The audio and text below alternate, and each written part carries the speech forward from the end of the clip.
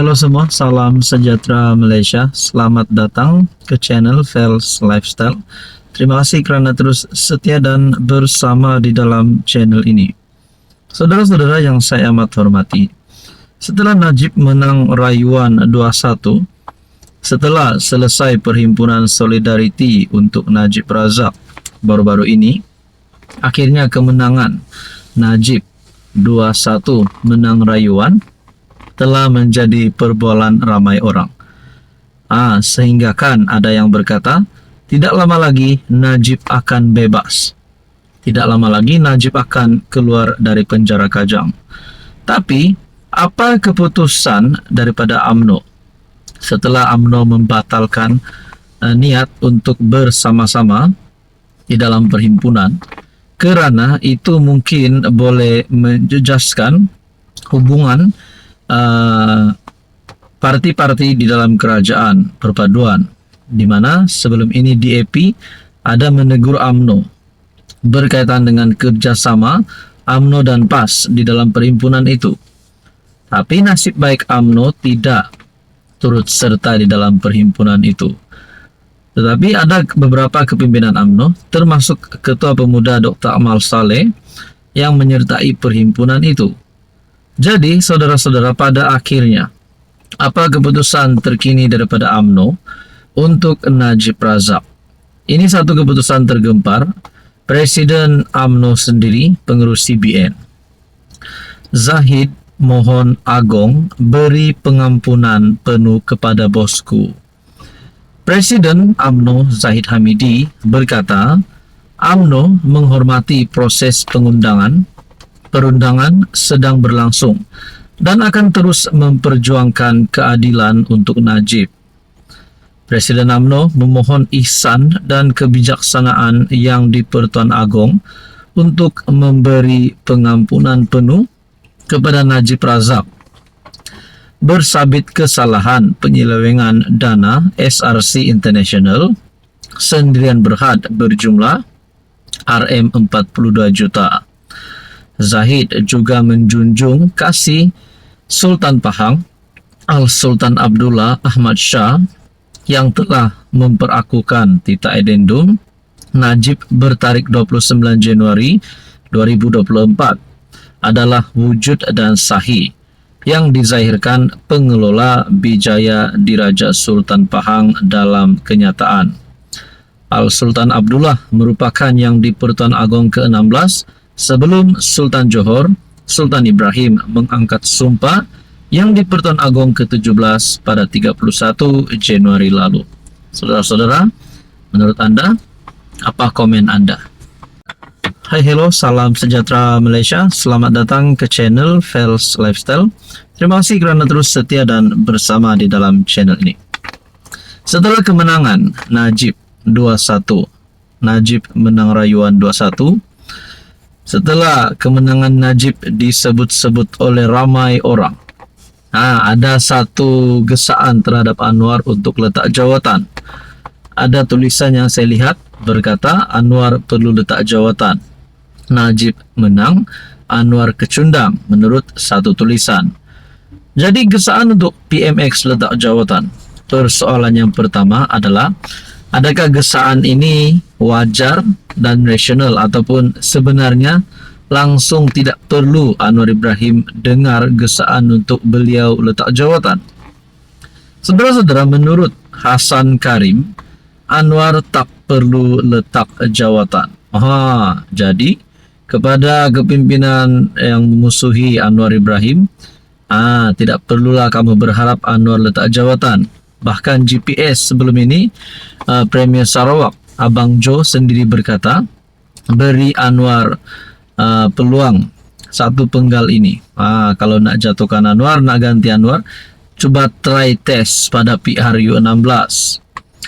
Walaupun bekas PM Najib Razak telah diberikan kebenaran untuk semakan kehakiman berhubung Tita Edendum bagi menjalani baki hukuman penjara di rumah, PM Anwar Ibrahim tidak sepatutnya dijangka meletak jawatan.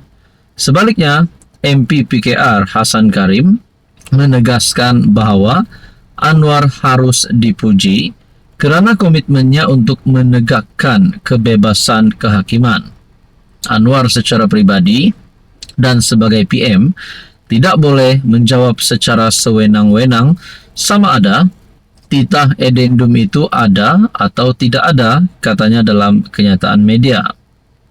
Dalam hal ini, kredit atau pujian wajar diberi kepada PM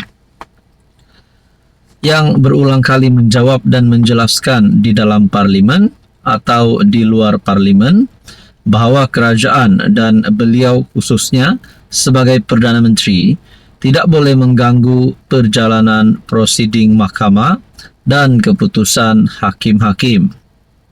Hasan juga menyatakan bahwa Najib mengemukakan permohonan pengampunannya kepada lembaga pengampunan yang dipengerusikan oleh Yang di-Pertuan Agong, dan Anwar tidak terlibat secara langsung dalam proses membuat keputusan lembaga itu.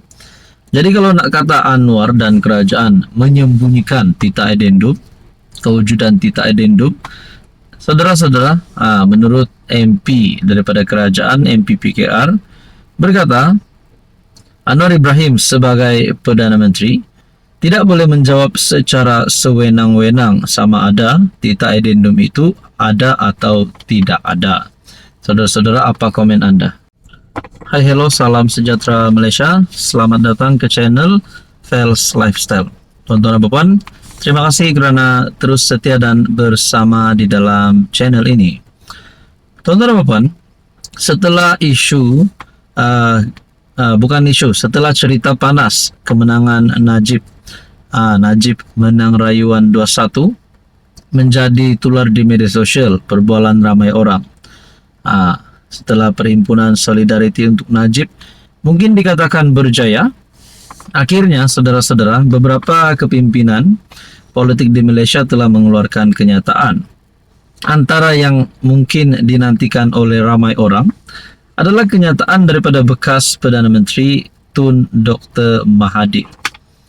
Saudara-saudara, tiba-tiba Mahathir membuat pengakuan ini.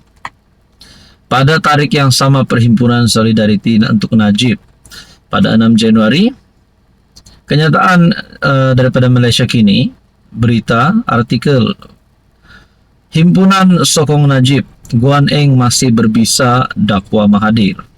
Kenapa tiba-tiba Mahathir memuji pengurusi DAP?